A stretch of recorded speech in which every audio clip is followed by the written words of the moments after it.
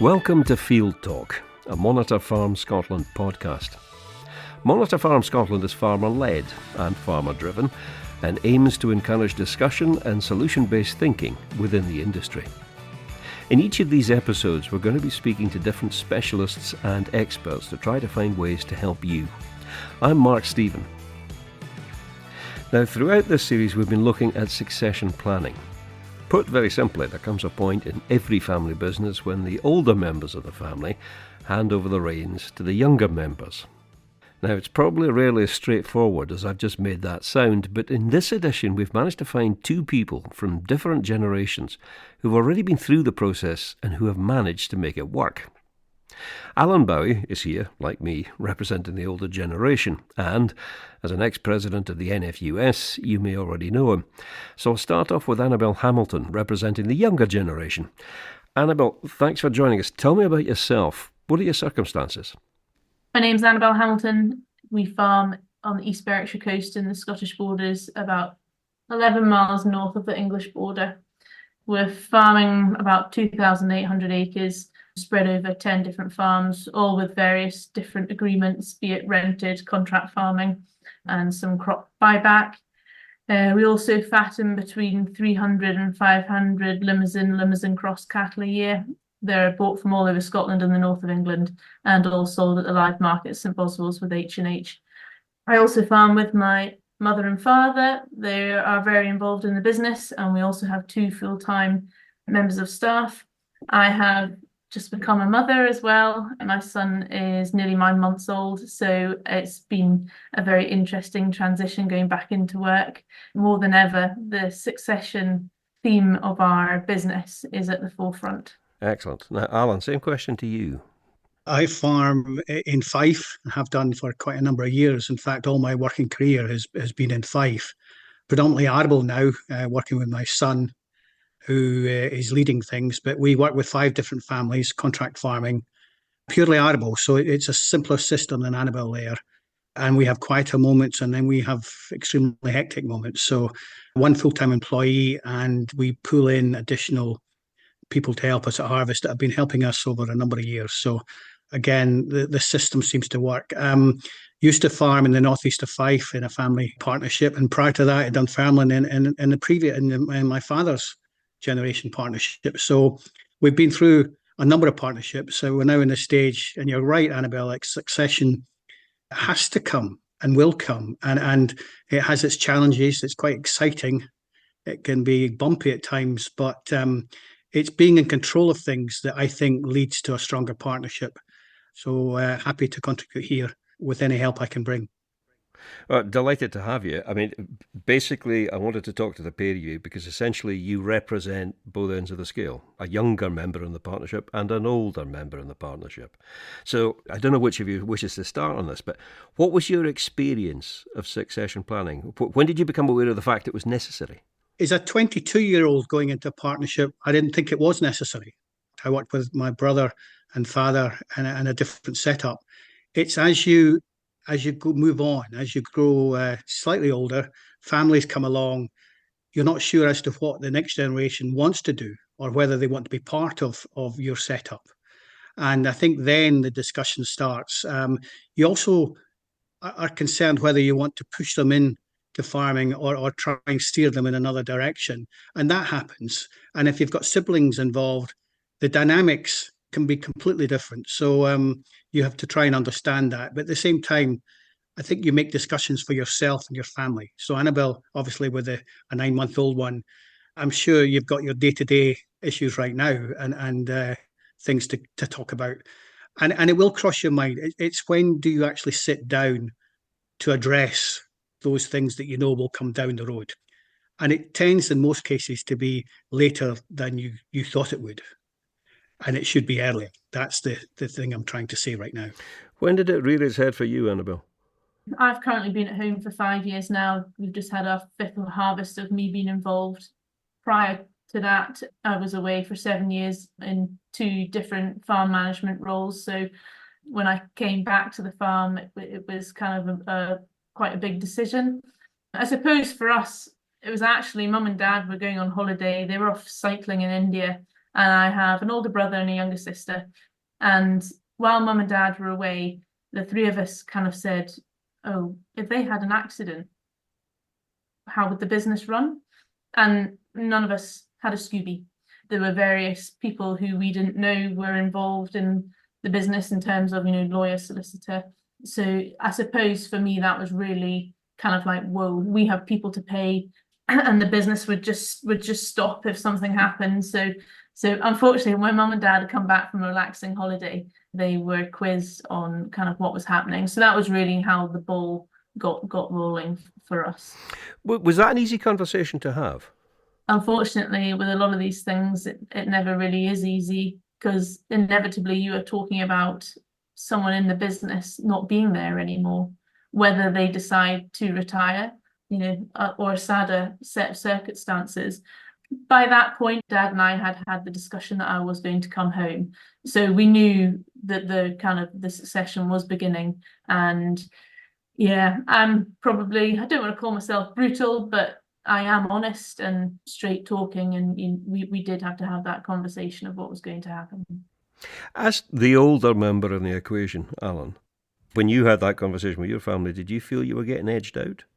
2 partnerships I've gone through in my farming career. So the first split was when my mum and dad retired and stepped back, which was about 1997. And we knew what we were doing, both of us, so my brother and I, and that was fine.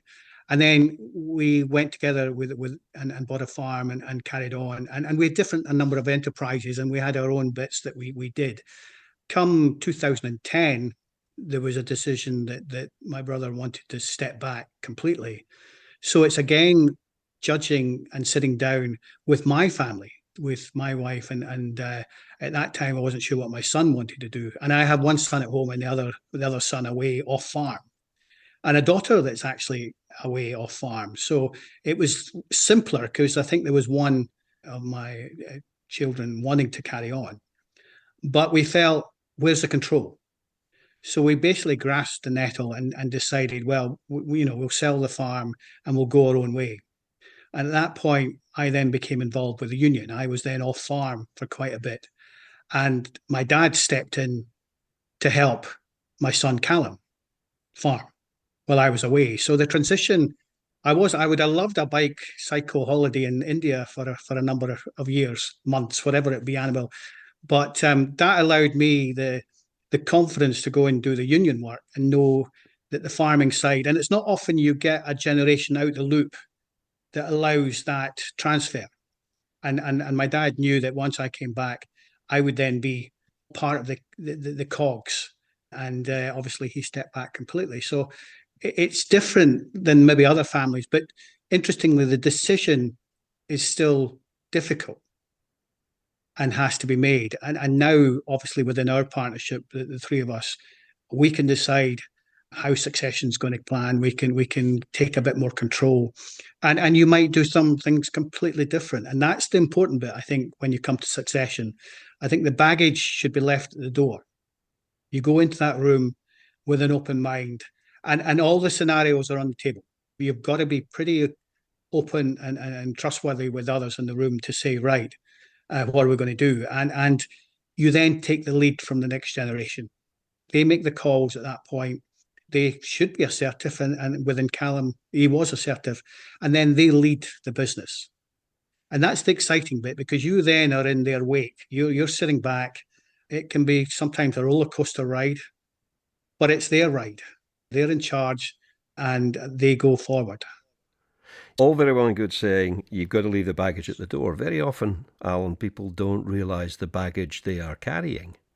It's not till somebody actually points it out that they think, Mark, I had a good idea of what baggage I was carrying. You did you? Okay. It's sometimes great to offload that. It's sometimes great to decide and see the enthusiasm, see the excitement, see what's on there, the next generation's face. And again, you've got to then decide, well, if they wish to do something else, if they wish to do a diversification, if they wish to even cease farming, it's their call. And I think within our industry, there's too much pressure to carry on as if. because that's the thing to do. And actually, and I've been around a number of kitchen tables when I was doing the NFU job, and to see 3 generations where the third generation is not even being listened to, that's a real tough one. And then to try and get them to open out as to, well, what would they want to do? What's their path in life? And unfortunately, as an industry, we don't help that. We tend to have a pretty strict path, and so be it. And I think that's the biggest elephant in the room for a lot.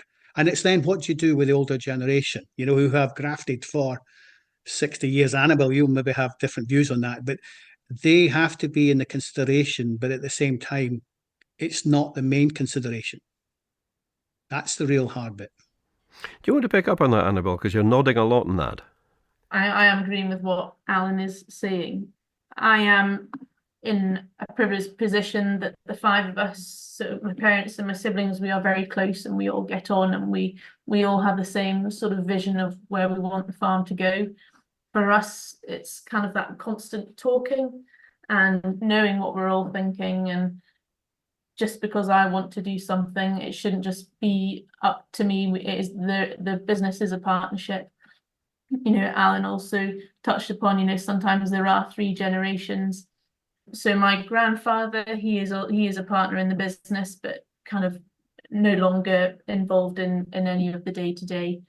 He has taken a back seat. In my mind, this will sound harsh, but if it didn't work at home and we ever got to a point where we couldn't all sit at the table and have supper together, I would go.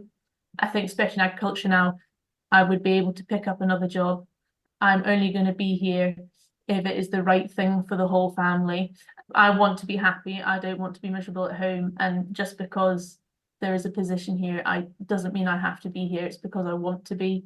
And I think that, as Allan said, you want to have to do the job, and you have to love it.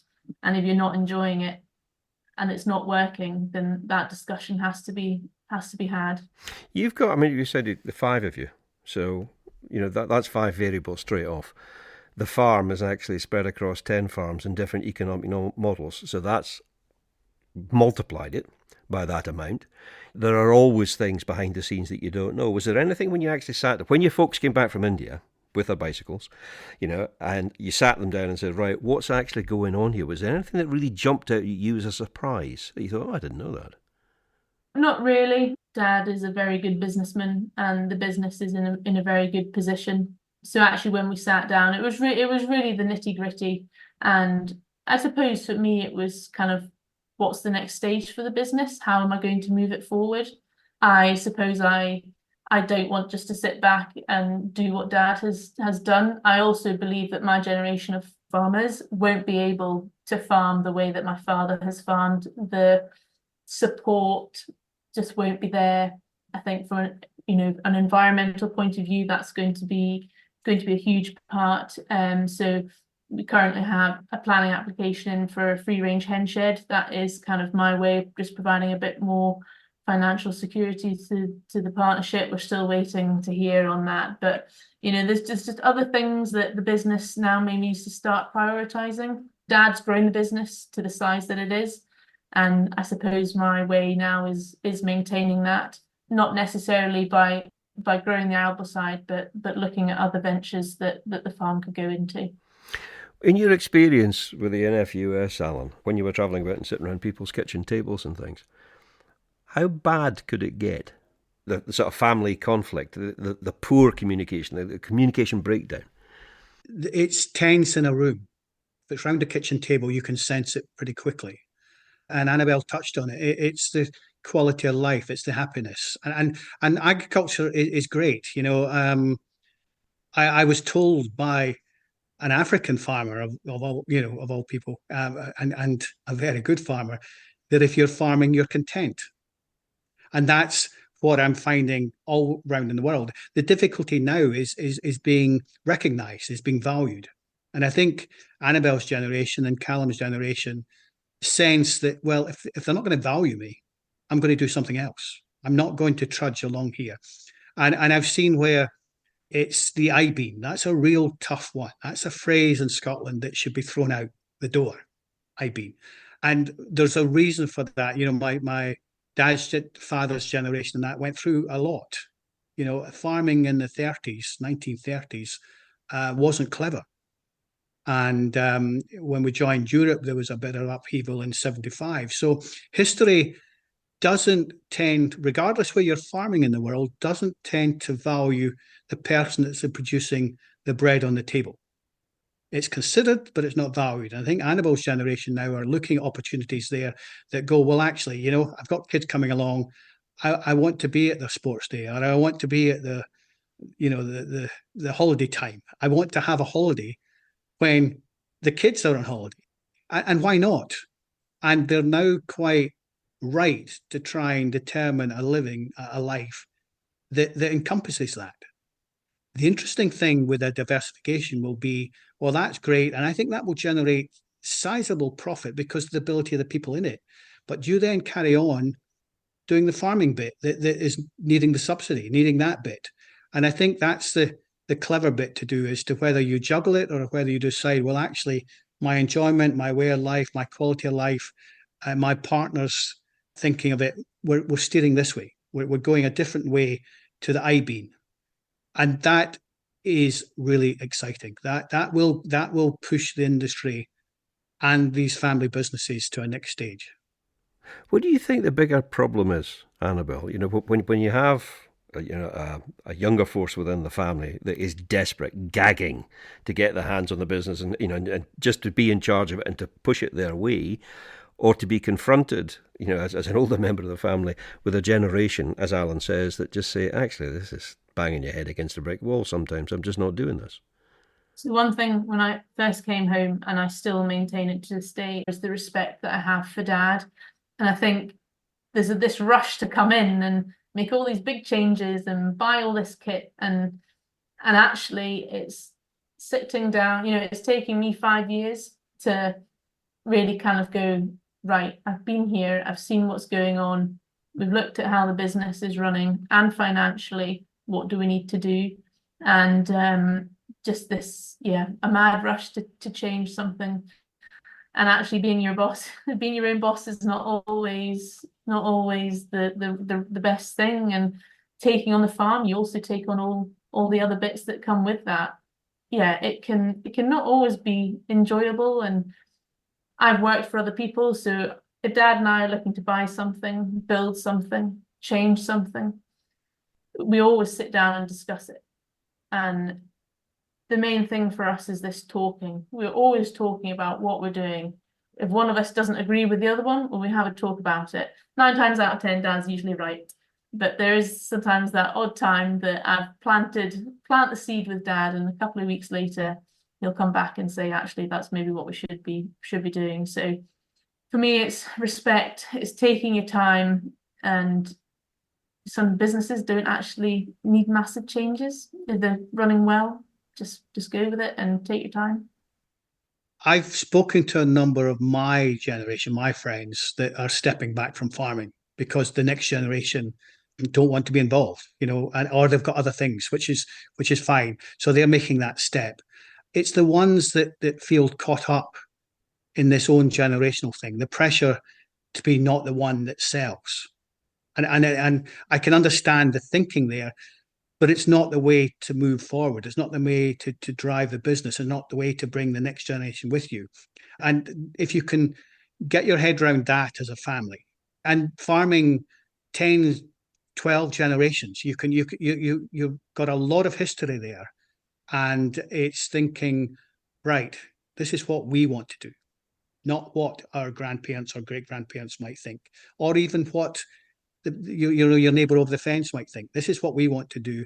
And it's getting that discussion going, and also deciding or understanding that this is a process, and failure shouldn't come in. That word shouldn't be rising. It should have, you should have the trust there and the understanding of the others around the table that we're doing this because we want to do it, and also because the next generation would want it. And it may well be, Annabel has sisters involved. I mean, when you've got brothers and sisters involved, the first question should be is, do you want to be involved here? How do we have to try and make sure that you are happy in another business?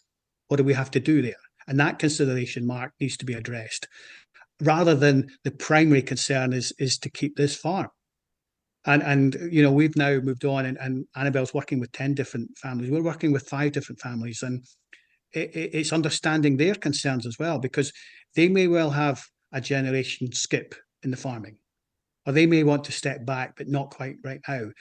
And the discussion with inheritance tax is raising a number of questions around the kitchen table that should be addressed. And it's quite scary. I mean, there people are concerned, and they have to, as I say, Annabel said, the trust and the understanding, and getting professional people in to advise, but also once they're out of the room, then to decide among themselves, right, this is it. And I talked earlier on grasping the nettle. Other businesses out with farming have to do it. And I maybe don't approve of the way it's being done, certainly, but something will have to change. Something will have to be done within family businesses. And then the consideration of the next generation needs to be paramount. You've clearly had the conversation, Annabel, you and your siblings. So is that it? Is that your succession planning over? Or is it an ongoing process? Definitely an ongoing process. So yeah, my youngest sister, she works for an agricultural company, so she does agronomy and looks after some trials and various things like that. And my older brother, he works for an accountancy firm, so they are very much involved in what is happening with the farm and what's going on. We actually met the other week and sort of discussed where we were at with various different things. They know what's going on. I suppose my theme for coming home is that if either of them ever wanted to join a business, there was room for them, and that I'm very privileged in the position that I'm in. I know that, and it shouldn't just be me that gets that opportunity if they would like to have an opportunity as well here. So, it's making sure there's room. They have skills that they could definitely bring to the business. So, there is lots to talk about, and as I say, it's just always just talking. The worst thing people don't like is when someone doesn't know what's going on or what's happened, or you've made a decision without asking them. And it only takes 5 minutes. We've all got phones these days. It's easy, and it's just keeping them in the loop. You both seem to me to be very fortunate in that you did not end up in the sort of blood and slaughter situation that can exist with some families. If you had required mediation, if you had required some sort of professional to step in, would you have known where to look? Yeah, I think there's there's definitely a few people that specialize in this sort of thing. I know various organizations have done quite a bit of work on it. Word of mouth, again, speaking to other families. Have they used someone? Have they gone down that particular road? So I think for us, if we ever got to that position, we would know where to go. You've got to be open to the answer they'll come back with. That's the bit. And with mediation, you have a sense of the direction it's going. And sometimes it needs mediation to give the nudge. Sometimes it's that innate sense to decide, well, actually, yes, this is the call. There is a number of families that will be going through this actual discussion. And if this helps, then great. The difficulty is that going through it and among yourselves, you might get the feeling that, yes, we want to make this break, or we want to do this, or we want to do that. And the difficulty will be if it's friends coming in, or lawyers or accountants, friends of the family for a number, they might not give you the correct answer.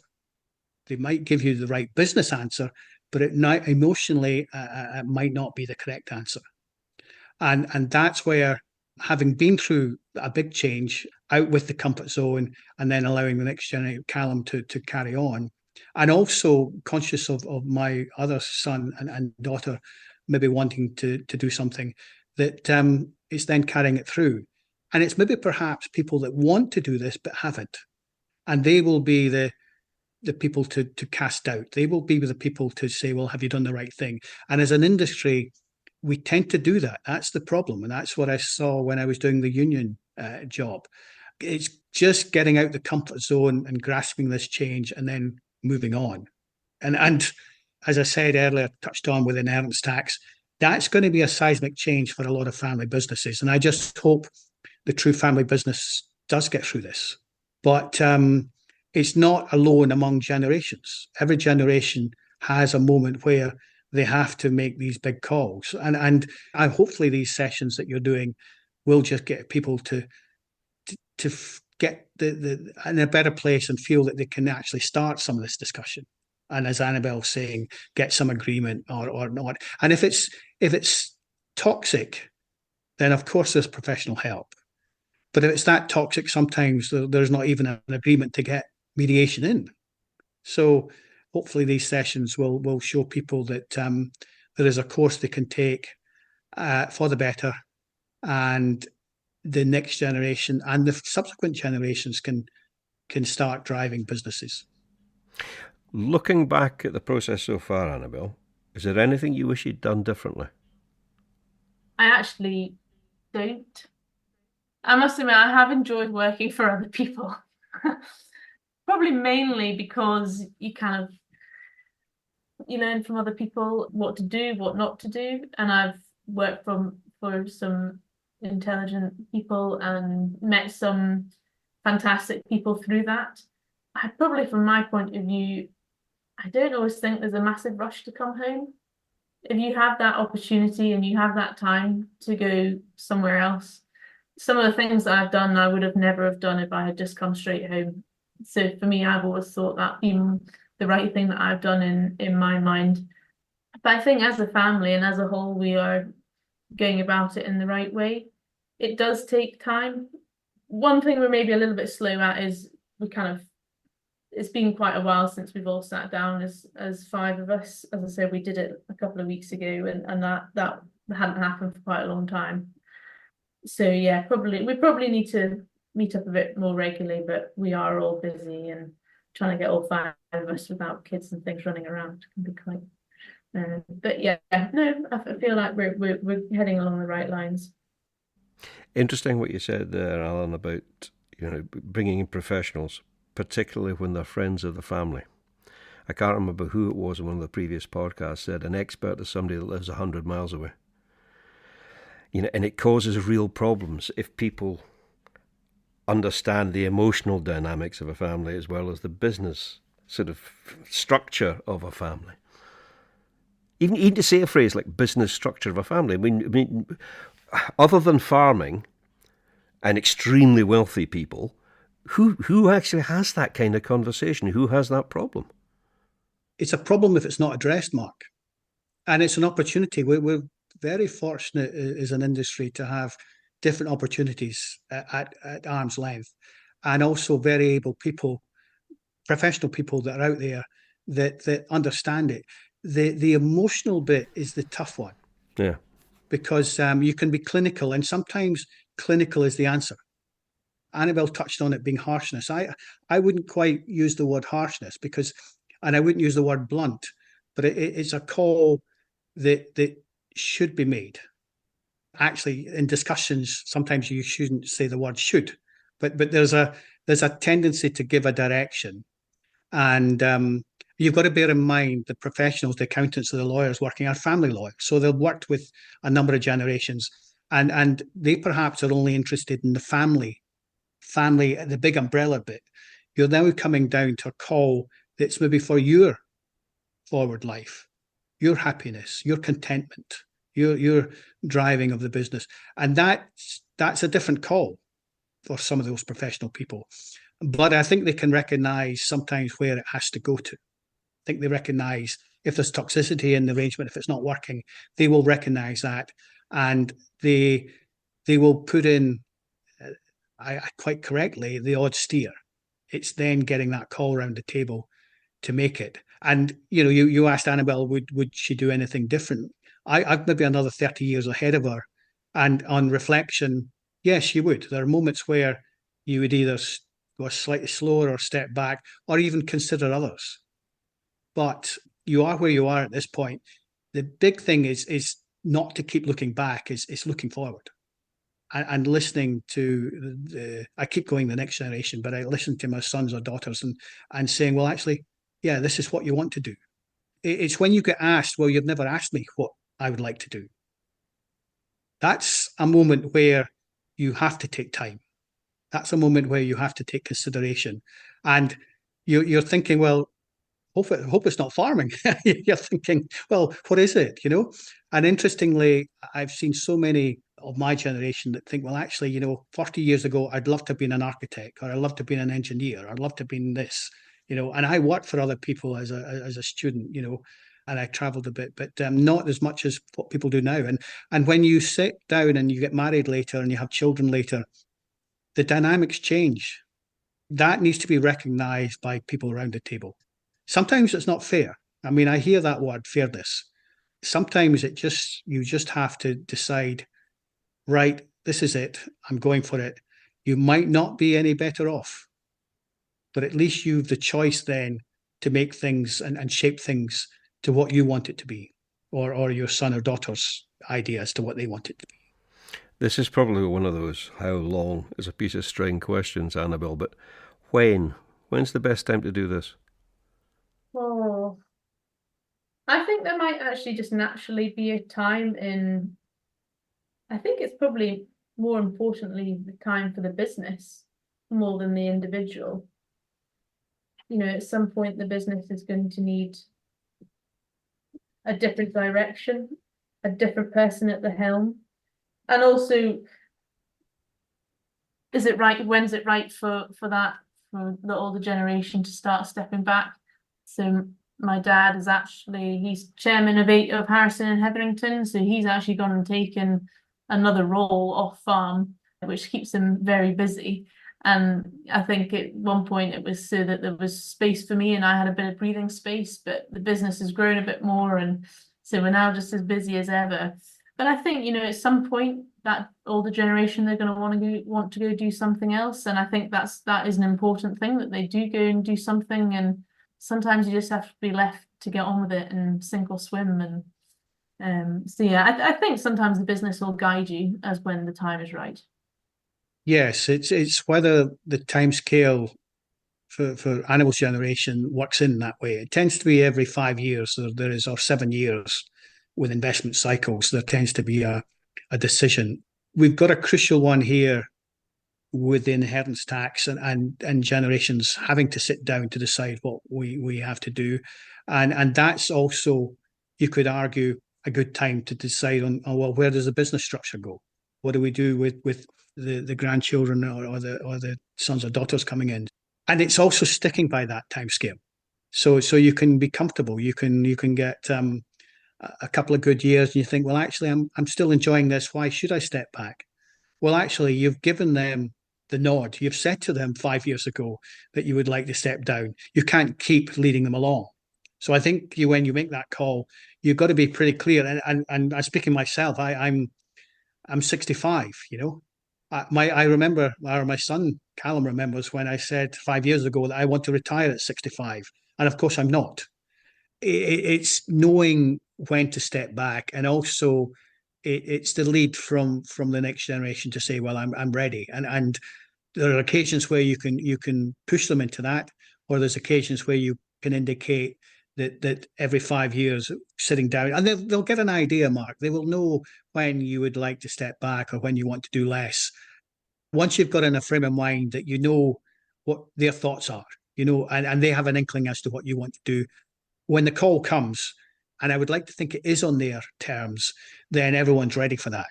That's crucial, and you're not being dragged and screaming out of your wellies to go and do something else. And Annabel has a dad that obviously can do other things, and that's what my age group have to line up is another way of life. And I've lived off farm now since 2010, so I'm not on the doorstep. I'm not there all the time, and that helps. Make no mistake. And I think there needs to be an understanding for when our generation step back that you may be on the doorstep, but we don't want to see you every day. We want to get on with things. And unfortunately, I've known of accidents that the grandpa or the aging dad has gone out and done something himself and got hurt.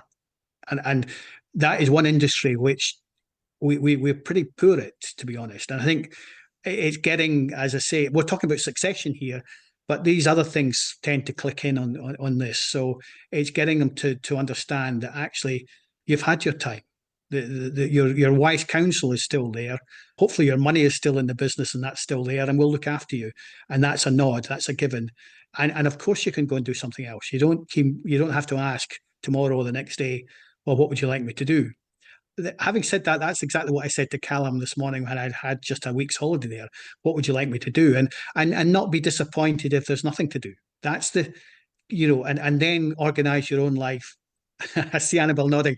Organise your own life to give them the space, to give them that headroom, and then enjoy it. Sit back and enjoy what they're doing.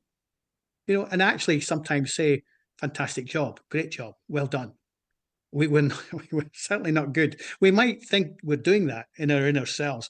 We're not good at praising. We're not good at giving credit. We're not good at saying, or on a bad day, our industry tends to say, well, look, just get on with it.